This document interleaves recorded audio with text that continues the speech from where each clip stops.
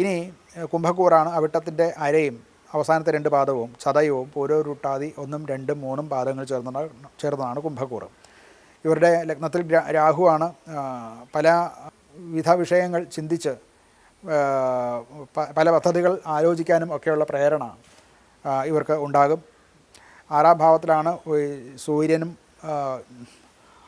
വ്യാഴവും 6ാം ഭാവത്തിലാണ്.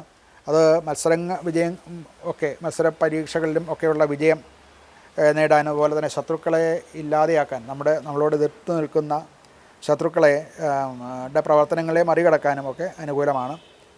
5ാം ഭാവത്തിലെ വക്രബുധനാണ്.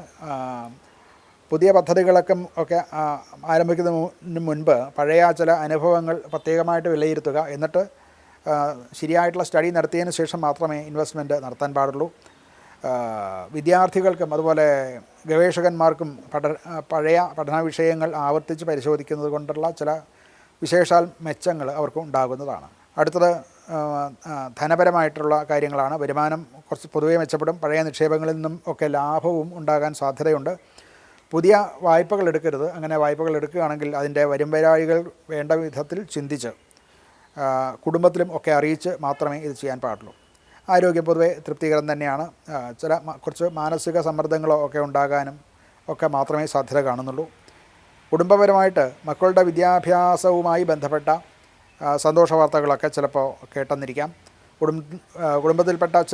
കുടുംബത്തിലെ ചെറിയ അഭിപ്രായ ഭിന്നതകളും ഒക്കെ പരിഹരിക്കപ്പെടുകയും ചെയ്യും. ഇവർക്ക് പരിഹാരമായിട്ട് ദുർഗാദേവിയെ ഭജിക്കുക, ദുർഗാദേവി ക്ഷേത്രത്തിൽ പോവുക, അവിടെ പുഷ്പാഞ്ജലികളും പായസം മുതലായിട്ടുള്ള വഴിപാടുകളും ചെയ്യുന്നതൊക്കെയും അനുകൂലമായിട്ടുള്ള ഫലങ്ങൾ ഉണ്ടാക്കും. അതുപോലെ തന്നെ പക്ഷികൾക്ക് ധാന്യം വിതറി കൊടുക്കുക. ചൊവ്വാഴ്ച ദിവസം ചുവന്ന പരിപ്പ് പാത്രത്തിലാക്കി അത് ദാനം ചെയ്യുന്നതും ഒക്കെ അനുകൂലമായിട്ടുള്ള ഫലം ഉണ്ടാക്കുന്നതാണ്.